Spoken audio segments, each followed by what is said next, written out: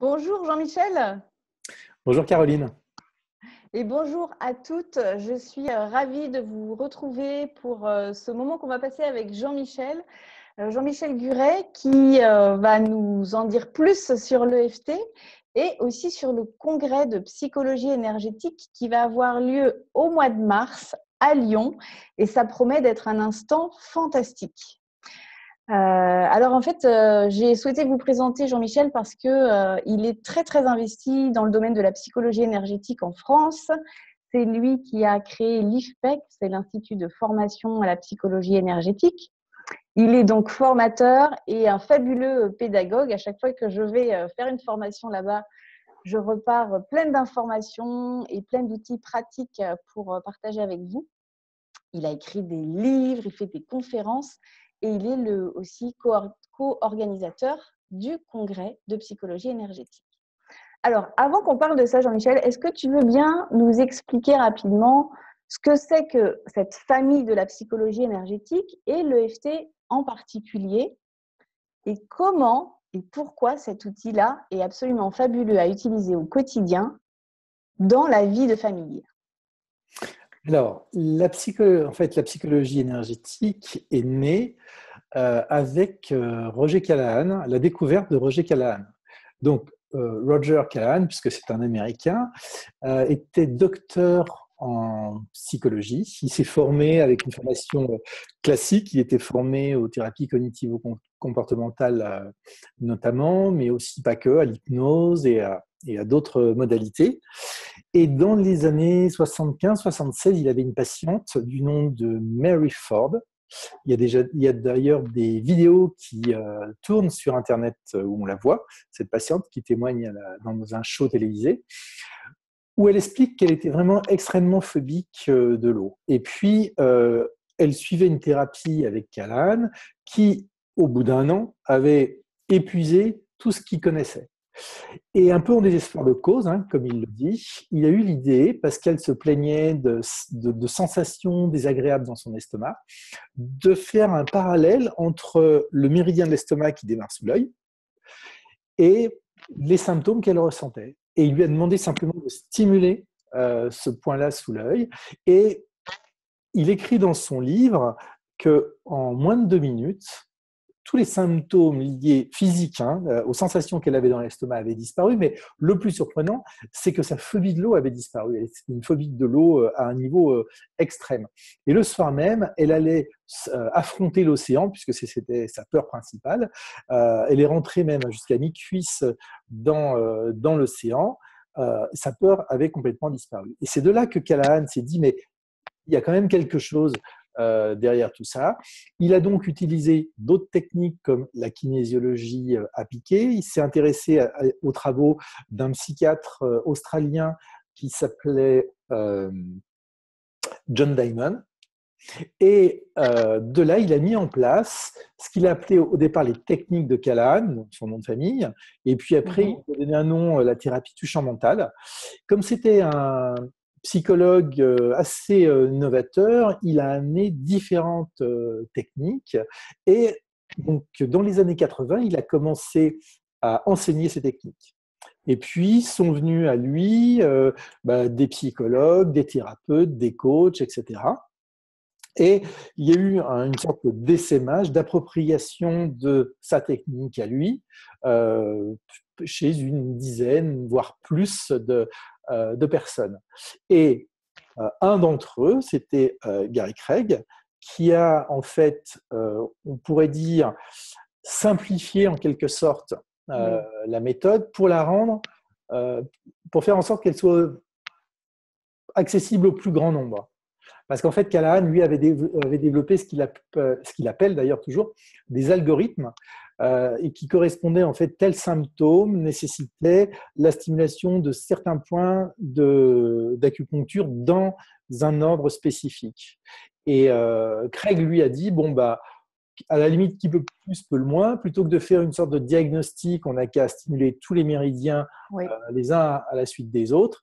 Et il a amené en fait une routine, une ronde, une recette, on appelle ça, il y a différents mot pour désigner l'enchaînement de la stimulation de points qui commence sur le haut de la tête et puis qui descendent sur le corps.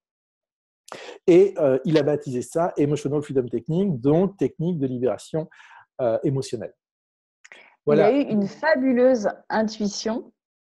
Et du fait, comme tu dis, c'est adaptable à tout public. Donc, c'est aussi adaptable pour les enfants. Les enfants arrivent très bien à s'approprier l'EFT. Est-ce que toi, tu le proposes aux enfants aussi? Alors, oui, Qu'est-ce bien que ça sûr. leur apporte? Alors, ça dépend des âges, en fait. Mais on peut commencer à n'importe quel âge. On peut même commencer quand le bébé est en cours de fabrication. C'est-à-dire que la maman peut travailler sur elle, déjà pour réguler ses émotions, pour se Oui. calmer, pour être beaucoup plus détendue. Elle peut aussi utiliser ces techniques par procuration. C'est-à-dire qu'elle peut, dans sa tête, s'imaginer à la place de son bébé ou imaginer ce que son bébé ressent et faire des rondes en jeu, c'est-à-dire s'approprier l'état émotionnel de son bébé pour travailler dessus, ce qu'on appelle par Oui. procuration. Oui. Ensuite, Je sais que là, ce que tu racontes, il y a plusieurs personnes avec lesquelles je l'utilise déjà, des femmes enceintes, ou même pour faciliter la naissance, ou pour les premiers mois de vie, justement pour réguler le sommeil, des choses comme ça aussi qui aident. après, c'est ce que j'allais dire, sur les premiers mois de vie, sur les terreurs nocturnes, la difficulté à dormir, etc., là, on va pouvoir utiliser l'EFT sur soi par procuration ou sur le bébé. Alors, comme c'est tout petit, on va juste tenir les points, ou les stimuler très, très doucement, éviter justement le côté intrusif Tap, tap, tap. voilà, du tapotement, par exemple. Euh, Après, on va pouvoir l'utiliser avec les enfants, ce que j'appelle un peu de la bobologie, mais c'est vrai que ça devient un outil de régulation émotionnelle. C'est pas attention à ça, hein, parce que des fois, comme certaines personnes disent oui, mais vous voulez nier les émotions des enfants. Pas du tout. Au contraire, c'est vraiment les accompagner à exprimer leurs émotions. Les neurosciences nous ont montré que plus on allait être capable de nommer l'émotion ressentie par l'enfant et plus on allait développer l'intégration entre les deux hémisphères cérébraux et réguler l'expression justement émotionnelle de ces enfants. Donc, il n'y a pas de mauvaises émotions, hein, je voudrais préciser ça également, c'est-à-dire que toutes les émotions sont adaptatives.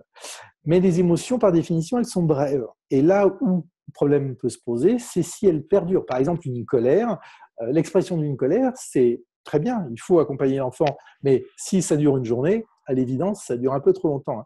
Ça a fatigué tout le monde. Oui. Il y a des travaux qui ont été faits aux États-Unis qui montrent qu'une émotion, normalement, dure 90 secondes. Après quoi, il y a une régulation à la baisse. Et on peut être libre d'entretenir les émotions par nos pensées après, hein, bien sûr. Oui, ou ce qui veut dire aussi que s'il y a une colère comme ça qui dure, c'est que ce n'est pas une simple colère, c'est qu'il y a vraiment quelque chose à aller chercher plus à la racine. Qu'est-ce qui fait que cet enfant-là a des compulsions colériques comme ça et qu'est-ce qui n'arrive pas à calmer? Qu'est-ce qui le met tellement hors de lui que ça revient à nouveau et ça revient à nouveau? Tout à fait. Donc, elle est bien Alors, chercher effectivement ce qu'il y a derrière cette expression émotionnelle, surtout si c'est récurrent.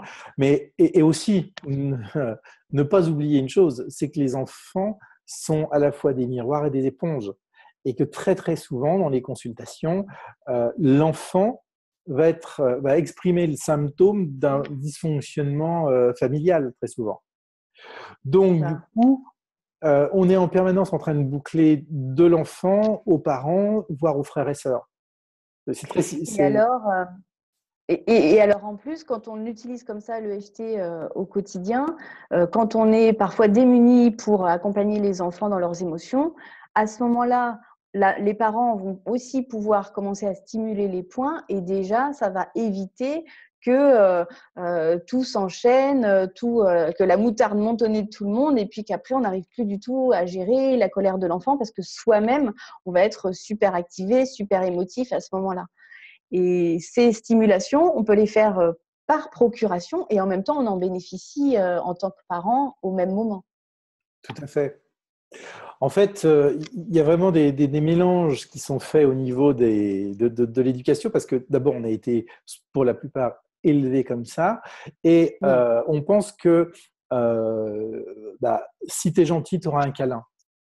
En fait, comme le dit Isabelle Fioza, je crois, l'amour, c'est pas une récompense, mais c'est du carburant. Et en fait, ça a l'air d'être paradoxal, mais il y a un bouquin qui est génial, qui est fait par Daniel Siegel et une de ses collègues sur le cerveau de l'enfant et aussi comment justement réguler les excès émotionnels des enfants. Et en fait, euh, ce qu'il montre, c'est que du point de vue des neurosciences, quand l'enfant, justement, réagit de manière inappropriée, c'est là qu'il faudrait lui donner de l'amour. Parce qu'il a besoin d'abord d'être entendu pour se calmer. Et que bien souvent, c'est pas ce qu'on fait. Comme tu le disais, l'enfant est en colère, on se met en colère, on crie. Et pour l'enfant, le fait d'avoir un ordre ou que un de ses parents lui crie une dessus, injonction. Oui. c'est une agression. C'est-à-dire que le cerveau des enfants ne fonctionne pas comme celui des parents. Il va être encore beaucoup plus sensible au danger. Et quand vous êtes petit, que vous imaginez, ça, on n'en a pas conscience quand on est adulte. Mais c'est comme si nous, adultes, on avait en face de nous un géant qui fait 3,50 m, 4 mètres de haut et qui est en train de nous hurler dessus quelque chose. On crie. Mais c'est terrorisant. Complètement. Donc l'enfant, lui, il va se mettre en mode combat ou fuite, voire même pire, être complètement dans l'inhibition. Et il ne peut pas Oui, on les voit, hein, les réagir. enfants qui figent comme ça. Oui. Et en fait, ce qu'il faudrait à ce moment-là, c'est que, OK, l'enfant, il fait une crise, donc le parent, il se stimule lui. Il s'apaise d'abord. Voilà, il s'apaise, l'enfant fait une crise, on le prend dans les bras, mon chéri, ma petite chérie, je vois qu'il y a quelque chose qui ne va pas. Et là, on va lui donner les moyens de se réguler. Donc, ça veut dire de développer de nouvelles connexions dans son cerveau, de s'apaiser, sachant que plus l'enfant va être capable de s'autoréguler, plus il va le faire rapidement, etc. Et donc, on va être rentré dans un cercle vertueux. Ce qui est bien souvent loin d'être le cas, en fait. Oui, ben, en fait, c'est tout un apprentissage. Comme tu disais, nous, on n'a pas forcément été éduqués comme ça, donc on n'a pas ces réflexes-là. Peut-être que nos connexions neuronales en tant que parents ne sont pas agencées comme il faut. Et le temps qu'on les développe et qu'on les mette en place dans notre propre cerveau, à ce moment-là, on sera plus à même, plus apte à accompagner notre enfant voilà, avec bienveillance, avec empathie. C'est vrai qu'on parle beaucoup d'éducation positive. Ou de communication bienveillante, comme si ça pouvait… alors c'est sûr que c'est des notions et des attitudes et des apprentissages qui sont vraiment fondateurs pour la vie de famille, mais quoi qu'il en soit, on reste toujours des humains avec nos réactions à nous, et comme tu le disais tout à l'heure, nos enfants sont aussi nos miroirs, donc ils, ils agissent là où nous, on a des failles. C'est aussi l'occasion de nous montrer là où nous aussi, on a un apaisement à faire, une guérison à faire.